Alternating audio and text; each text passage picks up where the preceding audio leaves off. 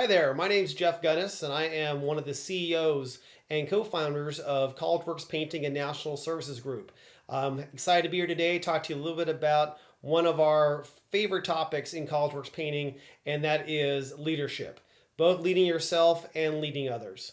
So hopefully you've enjoyed this series of small videos so far, and if you are participating in the CollegeWorks Painting program this year, hope that you're excited to get going in your business, or if you're watching this later in the year, that your business is going well. If you're somebody who's in college and not doing the program, then I hope that these videos have been a source of inspiration for you and really give you some tangible takeaways you can use in whatever you do.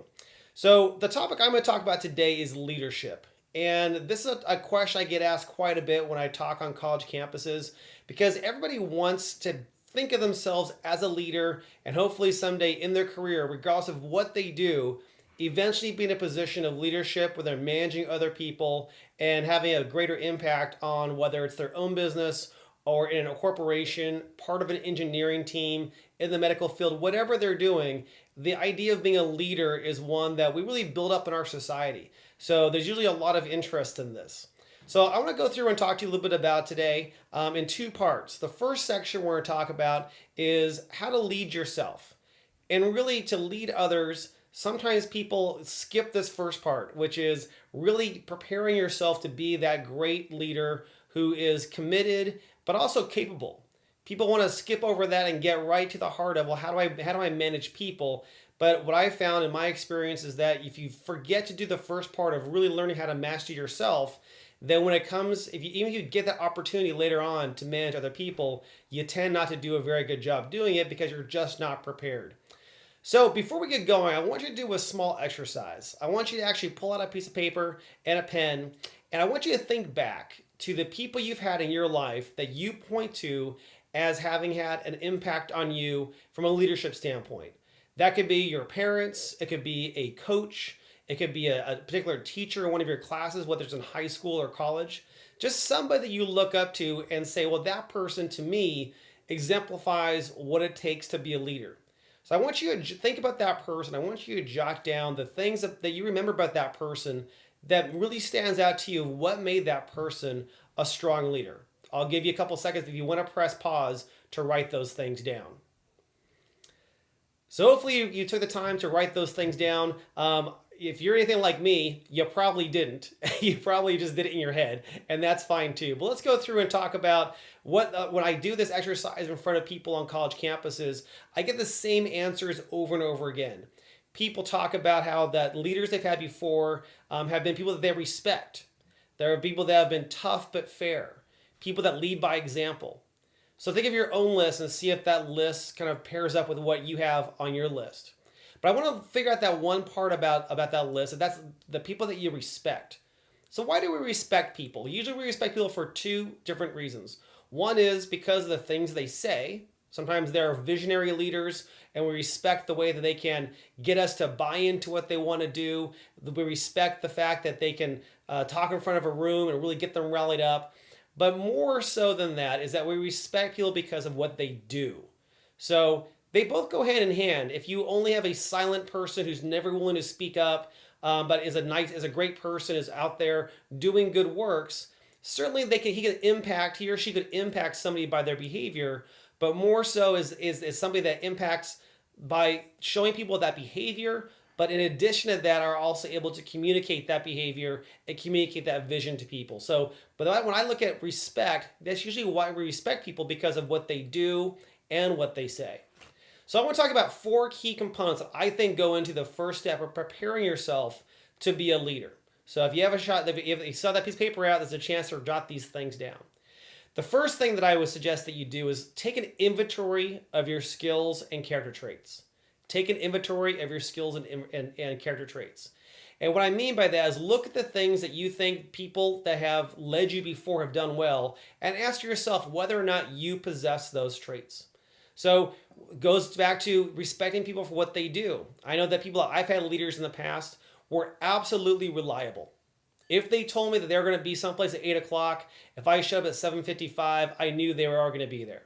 If someone told me they would do something for me, or they would be at practice if it was a coach, if they said they were going to give me a playbook again for my football coach, I knew that was going to happen. Absolutely 100% reliable. Now, I tell you, when I was 18, 19 years old and I was in college, I wasn't the most reliable person in the world. I'll be the first to admit it. I wasn't very organized. So I would forget things sometimes. I wouldn't just flake out on things. Well, I would, but it wasn't because I just decided not to do it. I just wouldn't remember that I had those things to do. So the end result was I did flake on things because I wasn't organized enough to be on time and to have that schedule ready. So I know that there's an earlier topic that covers time management. I think that's a key part of this. But really, this is about what is the result of having poor time management is not being the person other people look up to and respect. So if you do this inventory of character traits, you might find for yourself, like I did, that I was not organized and therefore I was not reliable. As I marked that down as something that I needed to fix in order to prepare myself to be a better leader in the future. So go ahead and make that list for yourself and figure out what things you need to work on. And what I would do is also go to your coworkers, go to your parents, go to people that know you well, and ask them for an honest appraisal of what they see to be your inventory of both strengths and weaknesses that they think you need to work on. You might have your eyes open to a few things that you wouldn't put on the list yourself, but should definitely be on that list. So that's the first thing, take the inventory. Step number 2 is create a tangible plan of how to fix those items, how to make an improvement on those character traits that you're going to need in the future. And that game plan has to come down to 2 things. The first thing is figure out who has already figured out what you need to do. Look and see if you can find examples, whether it's through books, audio tapes, whatever it is, a teacher, anybody that's done what you want to do. Go find them out there in the world. Information is so readily accessible today. Go out there, find that information, and utilize it. Read it, study it like you're studying for a midterm or a final, and really take it to heart. That's step number 1 as a way to figure out how to improve in the area. The other very important thing is find a mentor. Not only find resources like books and that sort of thing, but find somebody tangibly who you respect, who's figured this thing out. It could be your parents. It could be one of your parents. It could be a coworker. It could be a professor, or a coach, anybody. Somebody that has what you want. And basically strap yourself to them and say, hey, I'm working on this. Will you help teach me, how you do this throughout your day? The answers you get from that might really shock you and be to your betterment. So that's step number 2. Step number 3, as you go through this, is to manufacture your strategy of how to be a standout, of how to separate yourself from your peers. Later on, when we talk about leading others, if you are able to look back and tell stories about the times when you had to struggle, the times when you had to take the initiative, the times when you had to go outside the box thinking in order to accomplish something, then when you're trying to encourage and lead others to do the same thing, you're not saying, hey, in a perfect world, you should do this. You can have an opportunity to look back in time and say, hey, when I was in this situation, let me give you some examples of some things that I did to really separate myself from my peers. Or if I was facing a tough situation, here's how I handled it. And it goes back to, what did you respect from the leaders you talked to earlier in your life? Usually it's people that you respected them for because they led by example. You knew they knew what they were talking about.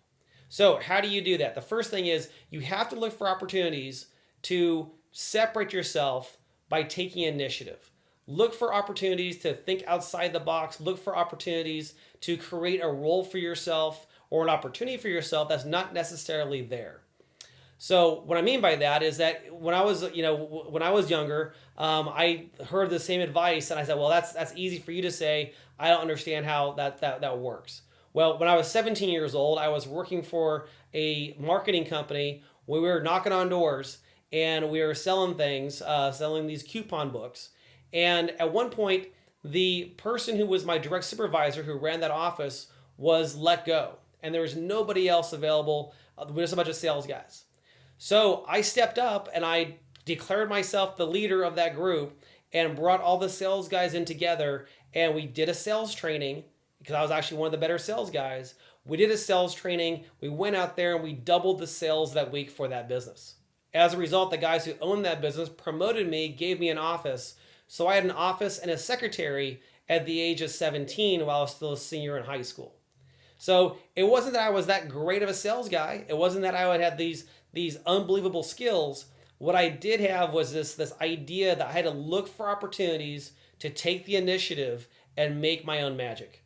So that's what I suggest for you to do as step number 3 is find ways to create your own story, manufacture your own story, find ways to separate yourself from your peers.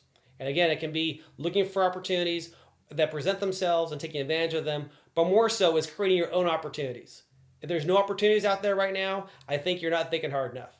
I know that people I know have started their own nonprofit organizations as a way to give back to the community, but also as a way for them to get some experience in leading others and creating a vision for others. Nothing is stopping you from doing that today. Is taking a cause or a crusade that's dear to your heart and start your own nonprofit organization on your college campus to raise some money and to get other people along with you to work on that cause. So that's step number 3. Step number 4 is the next step is to understand your own why. And a lot in the next segment about leadership, we're talking about this idea of why and focusing on why more so than how. But before you talk about that, what you really need to look at is why you want to be a leader.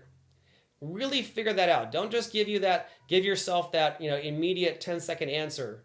Really think long and hard and actually commit to paper. What are the reasons why you view yourself as a leader? Why do you feel like you want to manage other people?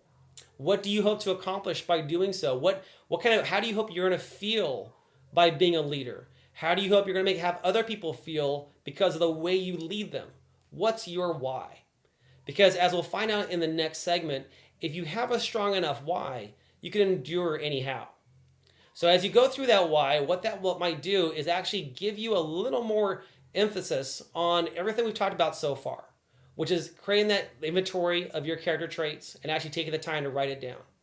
The second thing we said was go out and find a way to improve on those things by finding your research tools that you can use and a mentor. The third thing is manufacture your own story by pushing yourself outside your comfort zone, taking the initiative to create your own backstory you can use later on when you're working with your own people. And then ultimately it's figure out really what is your why. Why do you want to be a leader? What do you want to accomplish out of being a leader? Once you figure those things out, once you work on your weaknesses and make tangible results moving forward, once you break outside what's average people do and really take the initiative to find those opportunities for yourself and develop your why, then you'll be ready for that next step, which is to actually be a leader and take that responsibility of creating a vision and leading other people. So hope you enjoyed this. Hopefully it was helpful for you. And I look forward to talking to you in the next segment about how to lead others. Thank you so much.